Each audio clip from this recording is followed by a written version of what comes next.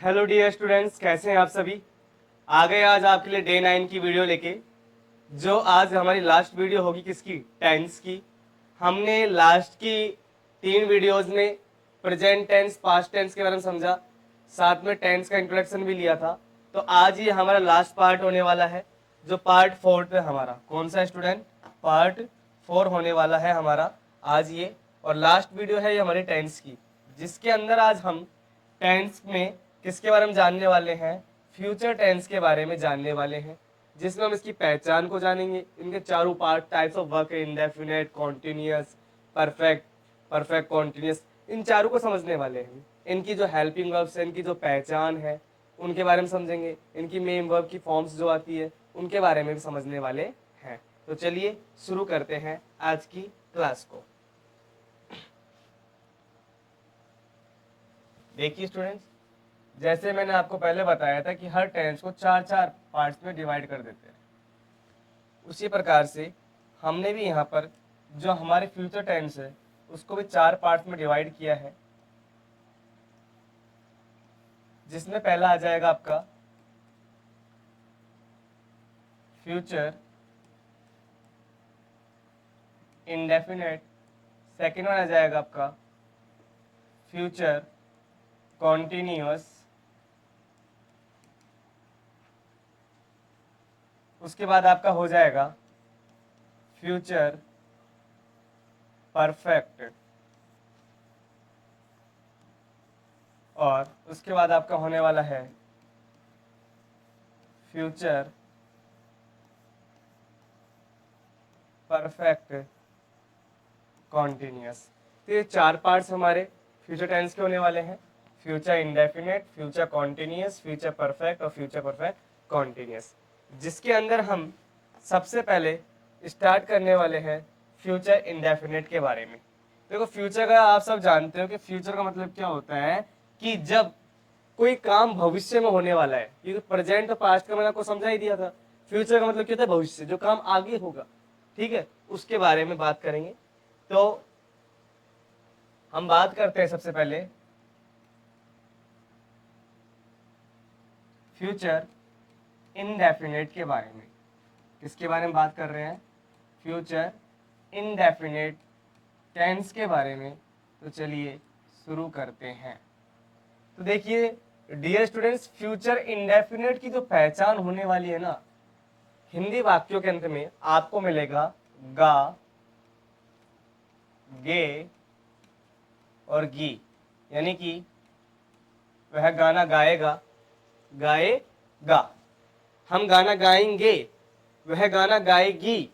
तो इस प्रकार से ये इसकी क्या हो जाएगी, पहचान हो जाएगी हिंदी वाक्यों के अंत में। ठीक है बच्चों, अगर मैं इसकी हेल्पिंग वर्ब और मेन वर्ब की बात करूं, किसकी बात करूं, हेल्पिंग वर्ब, तो हेल्पिंग वर्ब में इसमें आने वाली है विल और शैल।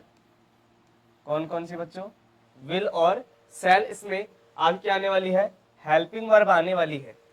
और यदि मैं इसमें इसके मेन वर्ब की बात करूं बच्चों, तो प्रेजेंट इंडेफिनेट में जैसे हमने वर्ब की फर्स्ट फॉर्म पढ़ी थी ना, उसी प्रकार से फ्यूचर इंडेफिनेट में भी वर्ब की फर्स्ट फॉर्म आने वाली है। कौन सी आने वाली है बच्चों, वर्ब की फर्स्ट फॉर्म आने वाली है। अब इसमें बात ऐसी है कि विल का यूज कहाँ होगा, सेल का यूज कहाँ होगा। तो बड़ा ही आसान है कि बच्चों जो सेल का यूज होता है ना, वो आई के साथ में और वी के साथ में होता है। किसके साथ होता है बच्चों, आई के साथ में और वी के साथ किसका यूज होता है, सेल का यूज होता है। अब उसके बाद में जो बच गया हमारा विल। अब ये जो विल है, जितने भी रिमेनिंग पार्ट्स होंगे, जो भी बच गया, उनके साथ में विल का यूज होने वाला है। जैसे यू विल, दे विल, तो यहाँ पर किसका यूज होगा, विल का यूज होने वाला है। तो ये हमने इसके बारे में जान लिया, हमने इसकी पहचान को समझा, हेल्पिंग वर्ब को जाना, मेन वर्ब को जाना, और साथ में हमने यहाँ पर बच्चों इसमें पता लगा लिया कि जो ये हेल्पिंग वर्ब हमारी सेल और विल है, इसका यूज कहाँ कहाँ होगा। तो चलिए शुरू करते हैं इसके फॉर्मेशन को। अगर मैं बात करूं इसके स्ट्रक्चर के बारे में, किसके बारे में? स्ट्रक्चर के बारे में। तो देखिए स्ट्रक्चर 4 सेंटेंस से बनेगा, आपको पता है और मुझे भी पता है, और मैंने आपको बता भी दिया कि जो आपके टेंस या सेंटेंस का जो स्ट्रक्चर होगा 4 होंगे, अफर्मेटिव से, नेगेटिव से, इंटरोगेटिव से और इंटरोगेटिव नेगेटिव से। तो शुरू करते हैं सबसे पहले अफर्मेटिव के बारे में।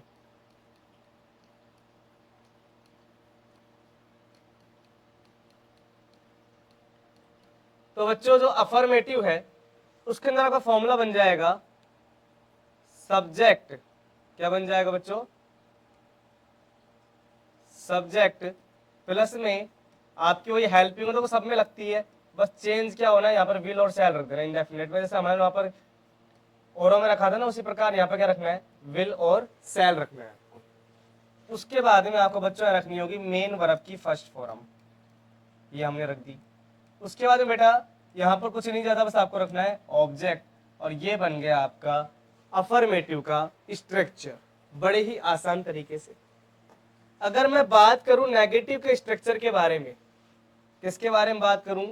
नेगेटिव के स्ट्रक्चर के बारे में, तो वो भी बड़ा आसान होने वाला है बेटा। वो कैसे होगा देखिए, तो नेगेटिव का स्ट्रक्चर है ना, उसमें कुछ नहीं करना, वही आपका सब्जेक्ट हो जाएगा। और मैंने बताया था कि नोट हमेशा मेन वर्ब से पहले आता है। तो आपकी हेल्पिंग वर्ब क्या है इसमें बेटा? इसमें आपकी जो हेल्पिंग वर्ब है वो है विल और शैल। विल और शैल है, उसके साथ में क्या लग जाएगा? नोट, अर्थात मेन वर्ब से पहले।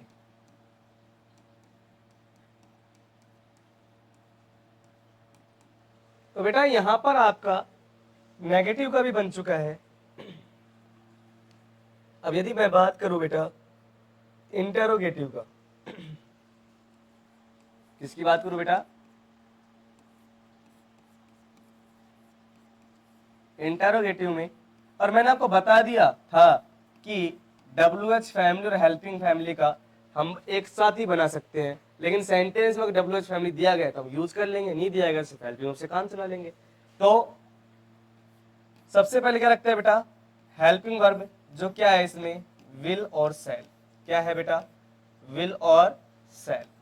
उसके बाद में हम यहाँ पर कहते हैं हमारे सब्जेक्ट को, सब्जेक्ट के बाद आ जाता है हमारा मेन वर्ब की फर्स्ट फॉर्म बेटा, और उसके बाद में ऑब्जेक्ट, और उसके बाद में बेटा क्वेश्चन मार्क। और यदि यही क्वेश्चन, अगर यही फॉर्मेट मुझे WH से बनाना होता ना बेटा, तो कुछ भी नहीं करना, तो WH वर्ड है वो आगे रख देना आप, वहीं आपका क्या बन जाएगा? WH फैमिली वाला फॉर्मेट बन जाएगा। इस प्रकार से इंटरोगेटिव का पूरा हो जाएगा। तो यदि मुझे अब इंटरोगेटिव नेगेटिव बनाना हो बेटा, कैसा बनाना हो बेटा? Interrogative negative. जो चौथा हमारा आने वाला है वो कौन सा है? Interrogative negative. अगर मुझे वो बनाना है ना बेटा, वो भी बड़ा आसान है, कुछ नहीं करना। सबसे पहले वही जो आपने इंटरोगेटिव का बनाया ना, वैसा बनाओ पहले। तो विल और शैल हमने रख दिया, हमारी जो हेल्पिंग वर्ब। उसके बाद में सब्जेक्ट।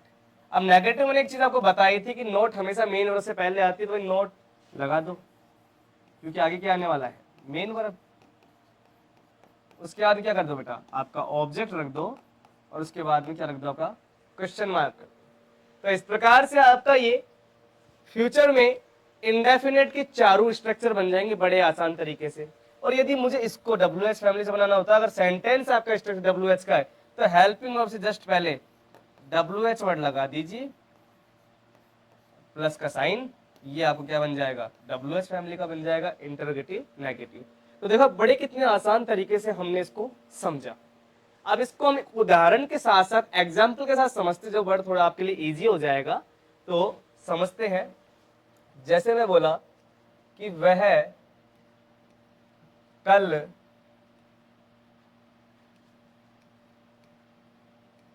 अलवर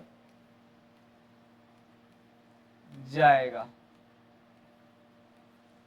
कि वह कल अलवर जाएगा। तो कल भी हमें पता लग गया, मतलब कल का मतलब फ्यूचर, और जाएगा तो गा आया, तो मतलब बच्चों फ्यूचर का हो गया, इंडेफिनेट का। अब मुझे इसका सीधी बात है सेंटेंस बनाने से, क्या बनाने हैं? सेंटेंस बनाने, बड़े आसान तरीके से बन जाएगा।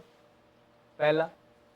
अफर्मेटिव का फॉर्मूला आपको याद हो गया होगा, सबसे सब्जेक्ट रखेंगे, सब्जेक्ट क्या है यहाँ पर, ही। उसके बाद रखनी है हमें हेल्पिंग वर्ब, ठीक साथ क्या आएगा, विल। अब इसके बाद में क्या आएगी, मेन वर्ब की फर्स्ट फॉर्म, काम क्या, और जाना, गो। और मैंने बताया था आपको, जब किसी स्थान पे जाते हैं टू का यूज करते हैं, ही विल गो टू। कहाँ जाएगा बच्चों, ये अलवर। और हमेशा किसी भी स्ट्रक्चर, किसी भी सेंटेंस के टाइम वर्ड आते हो लास्ट में आते, ध्यान दे लेना। तो कल है तो टुमारो। ये लीजिए, आपका पहला सेंटेंस बन गया है कि he will go to Alwar tomorrow. अब यदि बेटा मुझे यही सेंटेंस नेगेटिव में बनाना होता तो बड़ा आसान है। ये भी सबसे पहले सब्जेक्ट ही, उसके बाद में main verb form, helping verb आ जाएगी सॉरी, उसके बाद में नोट का यूज करना है, उसके बाद मेन वर्ब की फॉर्म, उसके बाद में आपका ऑब्जेक्ट, और उसके बाद में बेटा आपका जो टाइम वर्ड है वो ला के रख दो। ये लो कि he will not go to Alwar tomorrow. ये क्या बन गया कि वह कल अलवर नहीं जा रहा होगा, यानी कि वह कल अलवर नहीं जाएगा, जाएगा। अगर मुझे यही सेंटेंस बच्चों अगर इंटरोगेटिव में बनाना हो, किस में बनाना हो बेटा, इंटरोगेटिव में, कुछ नहीं करना, सबसे पहले आगे क्या रख दो, आपकी helping verb will, he go to Alwar tomorrow, कि क्या वह कल अलवर जाएगा। और अगर मुझे बेटा इसी को WH फैमिली में बनाना होता ना, बड़ा आसान है कि अगर मैं कहता कि अलवर कब जाएगा, वह कल अलवर कब जाएगा, तो कब के लिए क्या होता है बेटा, वैन होता है। उसके बाद में आपका ये सेम का सेम फॉर्मेट ऐसे कैसे आ जाएगा।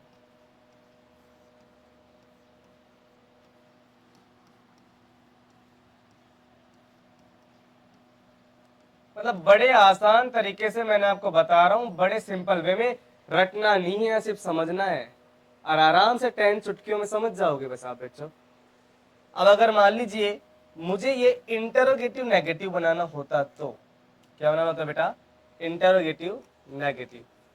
तो कुछ नहीं करना, सबसे पहले आपकी हेल्पिंग वर्ब विल, उसके बाद में ही, मेन वर्ब से पहले नोट का यूज, उसके बाद में गो, उसके बाद में आपका जो ऑब्जेक्ट है, ऑब्जेक्ट से पहले हमने क्या ले लिया, यहाँ पर कनेक्टिव वर्ड लिया, टू का यूज करा। अब उसके बाद में आपका जो टाइम वर्ड है यहाँ पर टुमारो, वो ला के रख दो। ये लो कि will he not go to Alwar tomorrow, कि क्या वह कल अलवर नहीं जाएगा। अगर मुझे इसको WH फैमिली बनाना होता कि वह कल अलवर कैसे जाएगा, मैंने क्या करा, कैसे, और कैसे को इंग्लिश में बोलते हैं बेटा हाउ।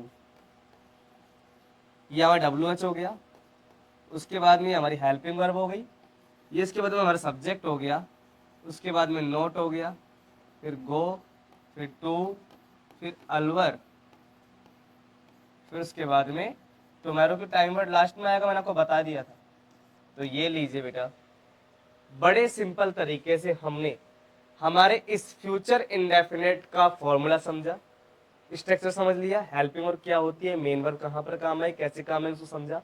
फिर उसके बाद मैंने इनके चारों सेंटेंस बनाए, नेगेटिव भी बनाए, इंटरोगेटिव बनाए, सिंपल बनाया, ठीक है। तो उसको हमने समझा बड़े आसान तरीके से, और मेरे साथ समझ में आ गए होंगे आपको, बड़े एक सिंपल वे में बताया है मैंने आपको। अब हम आगे चलते हैं, ये हमारा इंडेफिनेट पूरा हुआ। अब जो हमारा सेकंड पार्ट आता है बेटा, वो है फ्यूचर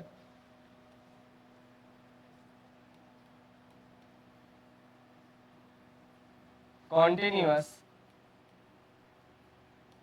टेंस। मैंने एक चीज बताई थी कि प्रेजेंट में भी पास्ट में भी, कि दिल की धड़कन, प्रेजेंट का मतलब क्या था कि जो दिल की धड़कन हमेशा चलती रहे, पास्ट का मतलब ऐसी धड़कन जो थम चुकी है, रुक चुकी है, और फ्यूचर में समझेगी कि ऐसी धड़कन जो आगे भविष्य में चलने वाली है। ऐसी दिल की धड़कनें तो चली नहीं है, लेकिन आगे क्या है बेटा, चलने वाली है, वो क्या होंगी, आपकी फ्यूचर कंटिन्यूअस टेंस होंगी। इसके अंदर बेटा जो आपकी पहचान होगी, क्या होगी बेटा, पहचान वो क्या होगी, रहा होगा, रही होगी और रहे होंगे इत्यादि शब्द आपको मिलने वाले हैं। बहुत सारे इस प्रकार के शब्द मिल जाएंगे आपको। तो ये क्या पहचान है आपकी, फ्यूचर कॉन्टिन्यूअस। जो आपका फ्यूचर कॉन्टिन्यूअस टेंस होंगी उसके हिंदी वाक्यों के अंत में पहचान इस प्रकार से की जाएगी। अब यदि मैं बेटा बात करूं ना इसकी हेल्पिंग वर्ब की, तो बेटा विल और शैल तो रहेगा, विल और शैल तो रहने वाला है, लेकिन साथ में यहां पर लग जाएगी बी। क्या लग जाएगी बेटा, बी। ठीक है, यहां पर हम यूज लेंगे बी का। और अगर बेटा मैं बात करूं उसकी मेन वर्ब की बात की, मेन वर्ब की, तो यहाँ पर वर्ब की फोर्थ फॉर्म रहने वाली है, वही सेम कॉन्टिन्यूअस सब में रहती है जो, यानी कि वर्ब की फर्स्ट फॉर्म के साथ में बेटा आईएनजी। तो हमने इसकी फ्यूचर कॉन्टिन्यूअस की पहचान की बात करी, हेल्पिंग वर्ब की बात करी, मेन वर्ब की बात करी। विल भी सेल भी मैंने आपको बता दिया था, इंडेफिनेट में विल सेल का यूज कहां होता है, बस साथ में बी लगाना है, कुछ नहीं करना है। ठीक है, तो वही सेम प्रोसेस है। चलिए बेटा इसके स्ट्रक्चर को जानते हैं। सबसे पहले इसका स्ट्रक्चर बनाना सीखते हैं कि किस प्रकार से इनका स्ट्रक्चर बनाया जाए। यदि मैं सबसे पहले बात करूं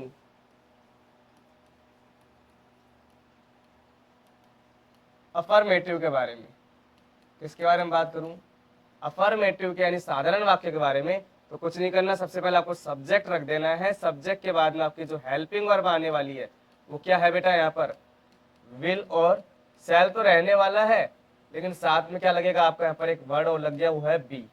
क्या लगा बेटा, बी। बस कुछ चेंज नहीं हुआ, बी लगाया है। उसके बाद में आपकी मेन वर्ब की फोर्थ फॉर्म, यानी कि इसका मतलब क्या समझा मैंने, वर्ब की फर्स्ट फॉर्म के साथ में बेटा आईएनजी और प्लस में ऑब्जेक्ट। इस प्रकार से आपकी ये बन गया आपका अफर्मेटिव का स्ट्रक्चर। बड़ा सिंपल था। अब यदि बेटा जी मुझे इसी स्ट्रक्चर को नेगेटिव कन्वर्ट करना हो ना, तो उसका ये बड़ा ही आसान तरीका है, आपको रटना नहीं है, समझना है सिंपल वे में। मैं क्या कहता हूं कि आप रटो मत, सिर्फ समझो। और समझने वालों को हमेशा चीजें लंबे समय तक याद रहती है, प्रैक्टिस करने में मजा आता है। जितनी ज्यादा प्रैक्टिस उतने ज्यादा आनंद आने वाला है, ध्यान दे लेना। और ये गौरव अग्रवाल बार बार एक ही बात बोलता है सभी को कि रटना तो विद्या, जो रट्टू विद्या है ना, जो आप स्टार्टिंग से पढ़ते आए हो, शुरू से, बचपन से, छोटे से, सबसे, कि पढ़ते याद हो जाता था, उसको छोड़ो। आप उसको एक नए लेवल पे लेके चलिए। खुद के आइडियाज क्रिएट कीजिए, उनको लेके चलिए नए लेवल पे। वहां पर खुद के एग्जाम्पल्स बनाइए, कोशिश कीजिए करने की। देखो कैसे नहीं आता टेंस, बड़ा आसान हो जाए करने में। अब अगर नेगेटिव का फॉर्मूला बनाना हो तो बेटा मुझे सबसे पहले रख देना सब्जेक्ट। सब्जेक्ट के बाद में बेटा आपकी हेल्पिंग और जो है ना विल और शैल, विल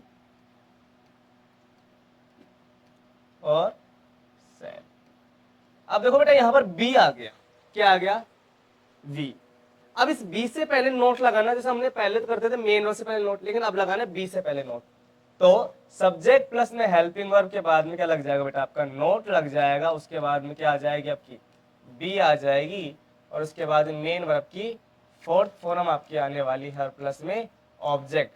ये लीजिए बेटा आपका ये फॉर्मूला तैयार हुआ, किसका, फ्यूचर का भी क्या हो गया बेटा, फॉर्मूला तैयार हो गया। अब यदि मैं बात करूं, फ्यूचर में नेगेटिव का फॉर्मूला तैयार हो गया, मैं बात करूं बेटा इंटेरोगेटिव की। इंटेरोगेटिव दो प्रकार के होते हैं, आपको पता है।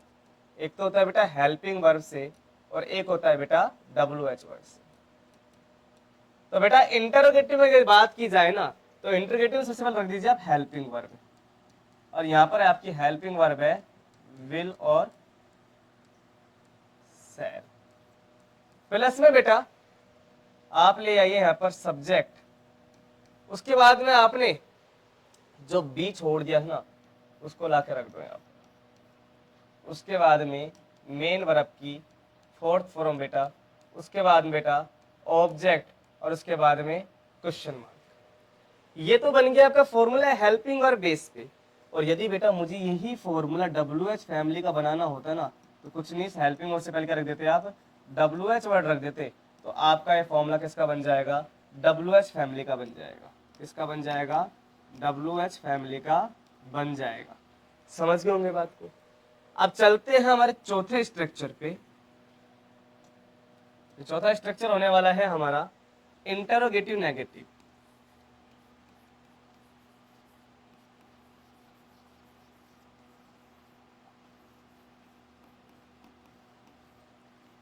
इंटरोगेटिव नेगेटिव क्या करना है इसमें? सबसे पहले वही आपकी हेल्पिंग वर्ब जो है विल और शैल,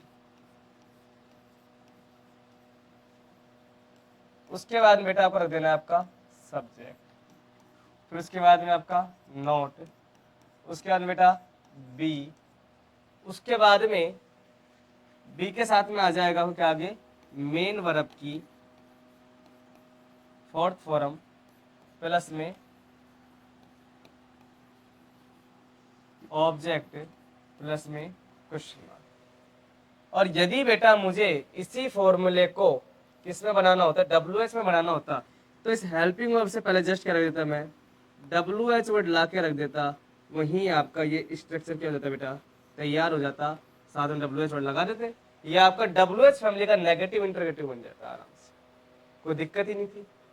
तो इस प्रकार से हमने कॉन्टिन्यूअस के भी चारों पार्ट्स को समझ लिया, अफर्मेटिव को, नेगेटिव को, इंटरोगेटिव नेगेटिव को। तो बड़े सिंपल वे में हमने इन चारों को क्लियर किया। अब इनके एक सेंटेंसेस को समझते हैं, चलिए उदाहरण के साथ में, कि जैसे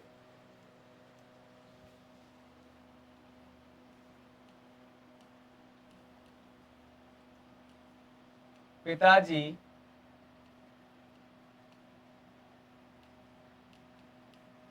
अखबार पढ़ रहे होंगे।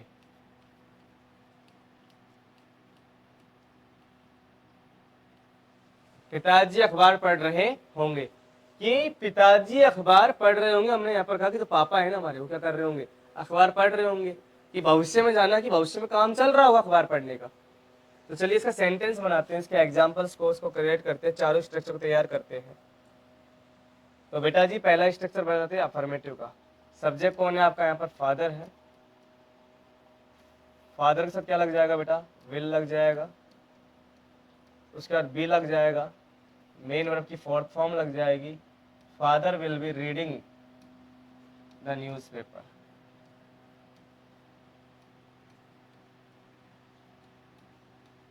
ये लीजिए, आपका ये बन गया सेंटेंस।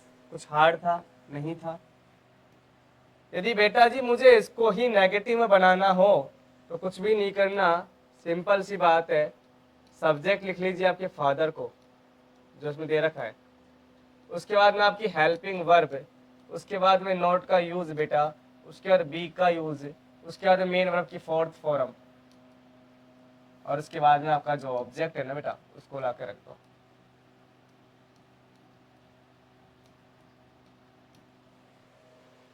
ठीक है। अब यदि बेटा जी मुझे इसी सेंटेंस को इंटरोगेटिव बनाना हो तो कैसे बनेगा? देखिए, सबसे पहले हेल्पिंग वर्ब ले आइए, उसके बाद में सब्जेक्ट ले आइए, उसके बाद जो आपने बी छोड़ दिया उसको ले आइए, उसके बाद में रीडिंग, और उसके बाद में बेटा आपका जो ऑब्जेक्ट है वो जो बच गया वो ले आइए।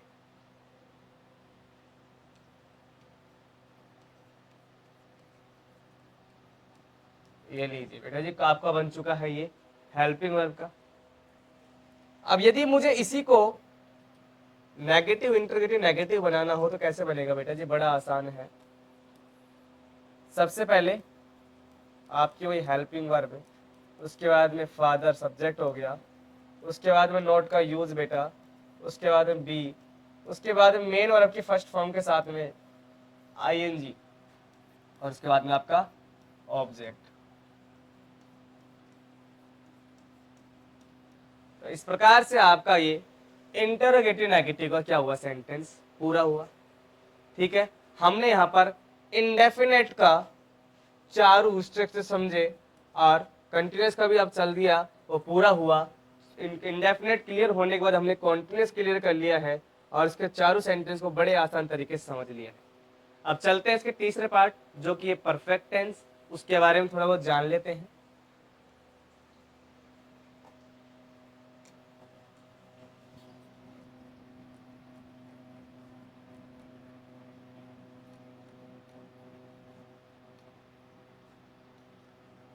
फ्यूचर परफेक्ट के बारे में देखिए, यदि मैं बात करूं बेटा इसके पहचान के बारे में, हिंदी वाक्यों में जो उसकी पहचान आने वाली है ना, अगर मैं इसकी पहचान के बारे में बात करूं तो इसमें होगा आपके लिए चुका होगा, चुकी होगी,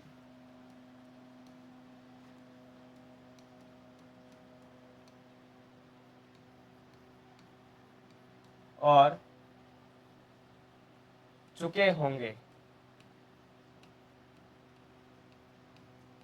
तो बड़े इजी में बता रहा हूं आपको।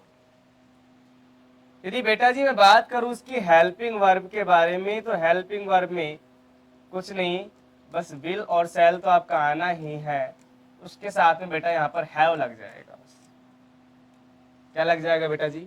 हैव लग जाएगा। यदि बेटा जी मैं बात करूं इसकी मेन वर्ब के बारे में, तो यहाँ पर वर्ब की बेटा जी थर्ड फॉर्म आने वाली है। कौन सी फॉर्म आने वाली है बेटा जी?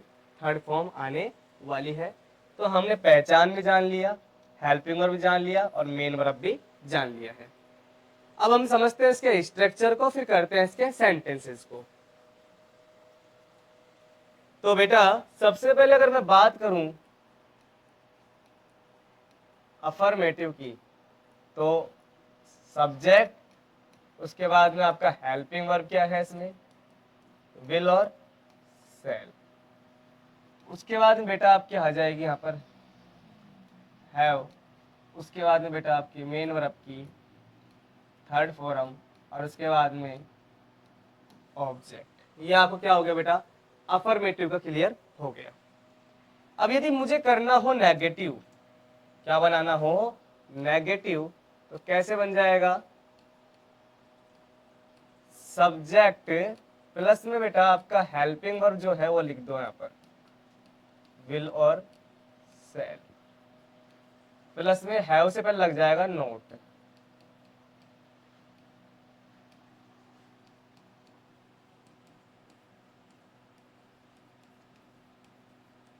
ये लीजिए बेटा जी आपका बन गया ये नेगेटिव का फॉर्मूला स्ट्रक्चर। अब यदि मुझे इस स्ट्रक्चर को ना किस में कन्वर्ट करना हो? इंटरोगेटिव में कन्वर्ट करना हो, तो वो बड़ा आसान है। क्या करना है? कुछ नहीं करना, हेल्पिंग और जो आपकी उसको पहले ला के रख दीजिए।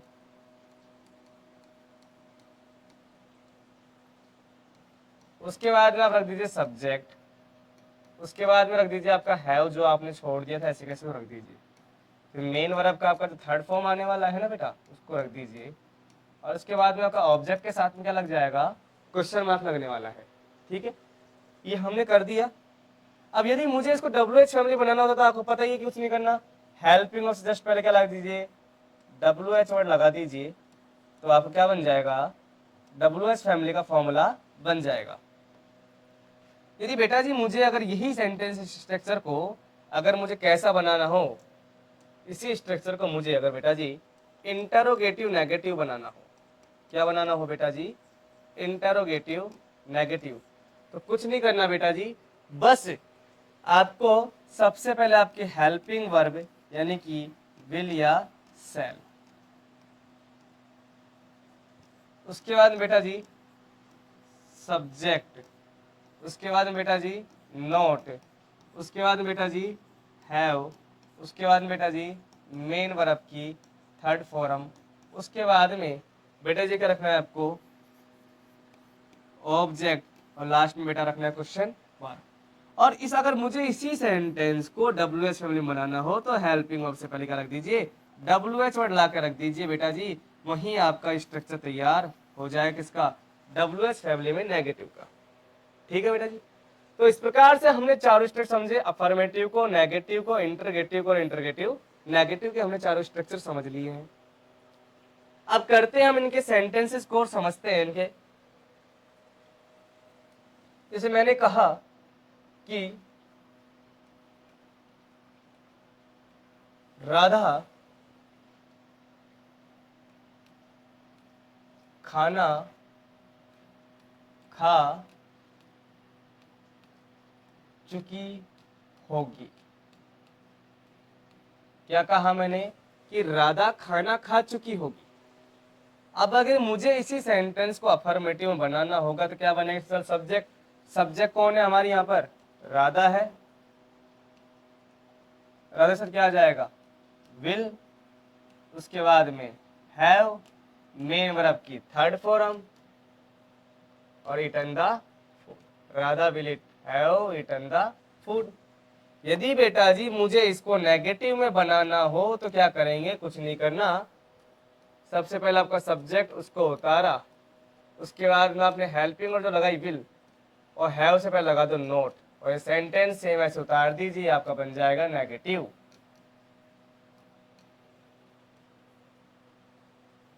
ये लीजिए, कितना सिंपल तरीका है, बड़े आसान तरीके से समझा।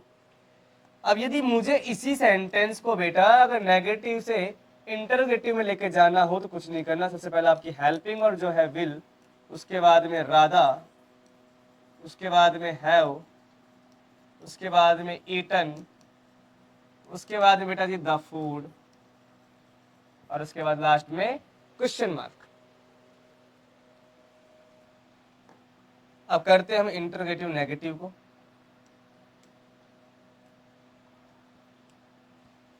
तो सबसे पहले वही विल, सब्जेक्ट आपका राधा, हैव से पहले क्या लग जाएगा? नोट, उसके बाद में हैव, उसके बाद मेन वर्ब की थर्ड फॉर्म और लास्ट में आपका ऑब्जेक्ट। तो लीजिए बेटा जी, आपका ये बन चुका है क्या? फ्यूचर परफेक्ट के चारों स्ट्रक्चरों के टेंस के साथ में सेंटेंसेस बन चुके, क्लियर हो गए।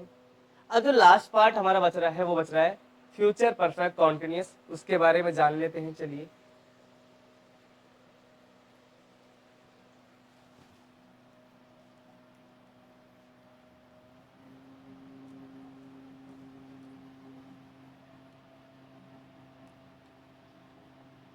फ्यूचर परफेक्ट कॉन्टिन्यूअस शुरू करते हैं। इसके लिए बता दूं आपको, इसकी जो पहचान होने वाली है, समय दिया जाएगा,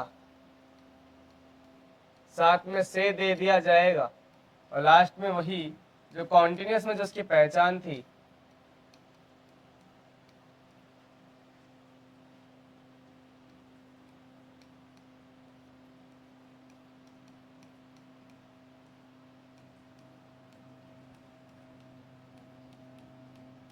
ये पहचान आ जाएगी।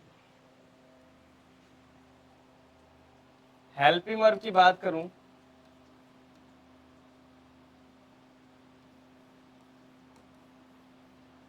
विल या सेल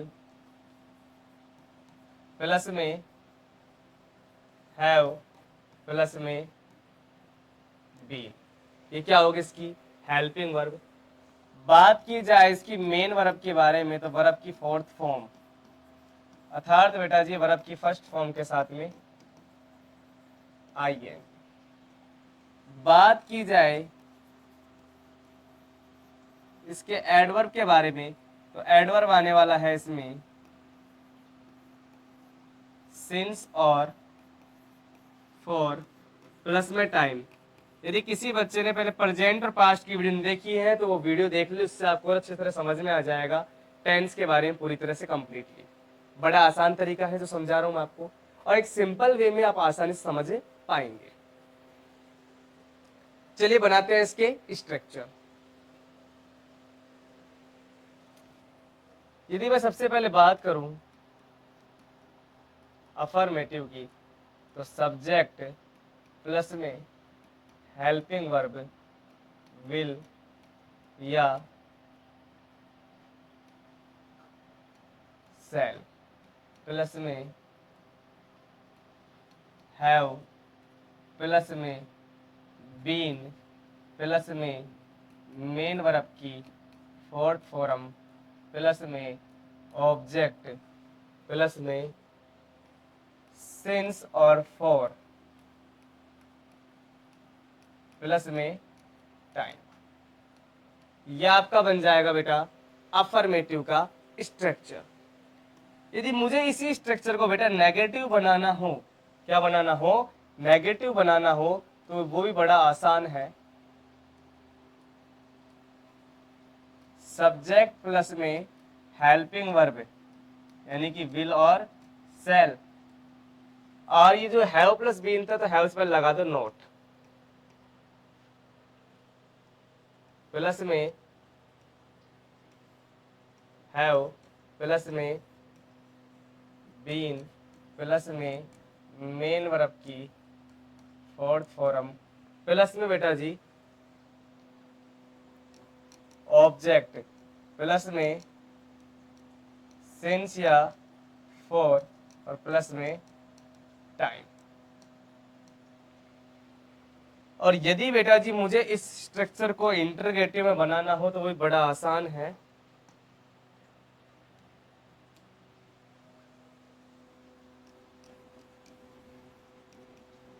सबसे पहले हैज और हैव जो आपकी हेल्पिंग वर्ब इसको आगे लाके रख दो, सॉरी विल और सेल है उसको आगे लाके रख दीजिए।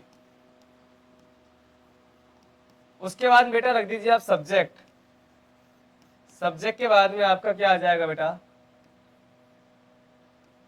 हैव आपका है वो आगे आ गएगा। उसके बाद में रख देंगे आप बीन, उसके बाद में मेन वर्ब की फोर्थ फॉर्म, उसके बाद बेटा आप रख दोगे ऑब्जेक्ट, और ऑब्जेक्ट के बाद में बेटा जी आपको रखना है सिंस या फॉर प्लस में टाइम और प्लस में क्वेश्चन मार्क।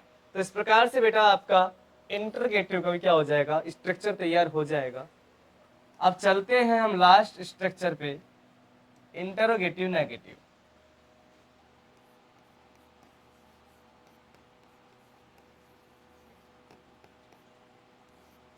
कुछ नहीं करना, हेल्पिंग वर्ब आपकी विल और सेल, उसके बाद में बेटा सब्जेक्ट, उसके बाद में बेटा नोट, नोट के बाद बेटा रख दोगे आप हैव, हैव के बाद में बेटा बीन, बीन के बाद बेटा मेन वर्ब की फोर्थ फॉर्म बेटा, उसके बाद में आपको रखना है ऑब्जेक्ट, ऑब्जेक्ट के बाद में बेटा रखना है आपको सिंस या फॉर, उसके बाद बेटा आपको रखना है टाइम, और टाइम के लास्ट में रखना है आपको क्वेश्चन मार्क। यदि मुझे इन दोनों को अगर क्या बनाना हो, WH फैमिली में बनाना हो, तो क्या रख देना आपको, WH वर्ड को प्लस कर देना, वहां पर आपके दोनों में स्ट्रक्चर ये बन जाएंगे। तो समझ गए होंगे इस बात को कि किस प्रकार से हमें ये चारों स्ट्रक्चर तैयार करने हैं। बड़े ही आसान तरीके से मैंने आपको स्ट्रक्चर समझाए और बड़े सिंपल वे में आप कर सकते हो, रखना नहीं है बिल्कुल भी हमें, और एक सिंपल वे के अंदर लेके चलेंगे इनको। चलिए इनकी सेंटेंस को समझ लेते हैं और इसी के साथ फिर हमारे टेंस की समाप्ति हो जाएगी आज, और ये आज हमारा टेंस का लास्ट पार्ट होने वाला है। जैसे मैंने उदाहरण में ले लिया कुछ भी,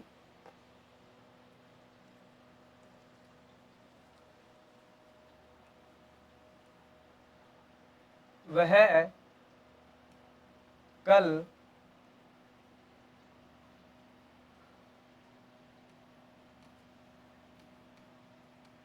दो घंटे से पढ़ रहा होगा।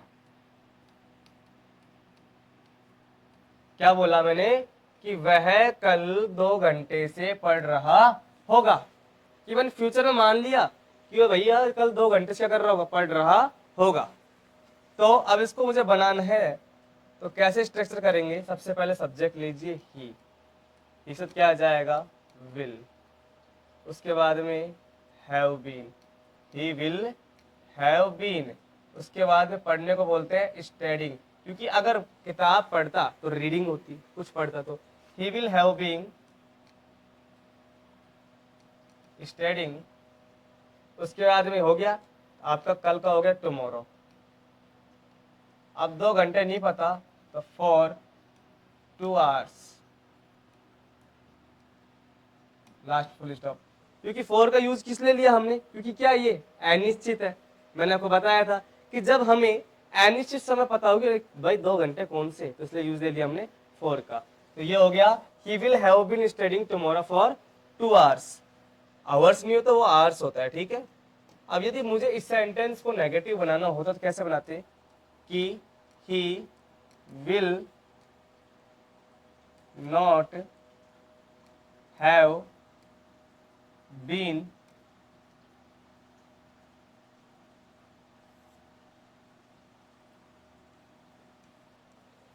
he will not have been studying tomorrow for 2 hours। यदि बेटा जी मुझे इस क्वेश्चन को इंटरोगेटिव करना होता तो कैसे करते? सबसे पहले विल को रखते आगे, उसके बाद लेके आते, सबसे पहले क्या रखते बेटा जी, विल को रखते आगे, उसके बाद ही, उसके बाद में क्या करना होता, हैव बीन, उसके बाद में आपकी जो वर्ब है, उसके बाद में आपका टाइम वर्ड्स जो आ जाएगा।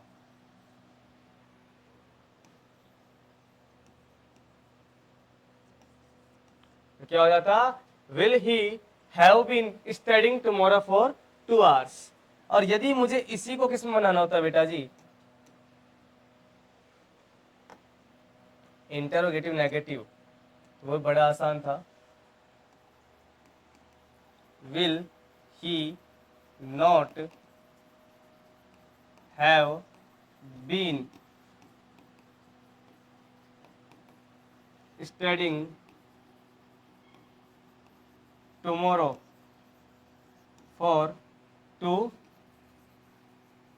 hours, और लास्ट में क्वेश्चन मार्क।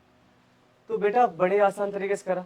नॉट क्यों कहाँ लगा पता है आपको, पता है इंटरगेटिव नेगेटिव को मैंने आपको समझा ही दिया था कि जस्ट जो आपकी आगे किसी का हेल्पिंग के साथ में जो एडिशनल वर्ब आने वाली है, बी, हैव, बीन जो भी आने वाली है, उनसे पहले नोट लगा देना, वहां बन जाएगा। तो इस प्रकार से हमने आज फ्यूचर टेंस को कंप्लीट कर लिया है और टेंस आज हमारा कंप्लीट हो चुका है बच्चों। इसी के साथ हमने टेंस के चारों पार्ट्स को कवर कर लिया, बड़े आसान तरीके से समझा। और इनकी जो प्रैक्टिस साइट्स है आपको हमारे टेलीग्राम चैनल में मिल जाएंगी, जिसको आप ज्यादा से ज्यादा प्रैक्टिस करना, आपको बड़े ही से फायदे होने वाले, प्रॉफिट होने वाले बच्चों। देखो जितना ज्यादा प्रैक्टिस करोगे उतना ज्यादा क्या होगा, प्रॉफिट होगा। और एक थॉट आपने सुना होगा कि practice make a man perfect, तो यहाँ पर आपको प्रैक्टिस करनी पड़ेगी स्पोकन में परफेक्ट होने के लिए। फिर कल मिलते हैं आपकी नेक्स्ट वीडियो के साथ में, तब तक के लिए बाय बाय, टेक केयर, जय हिंद, जय भारत।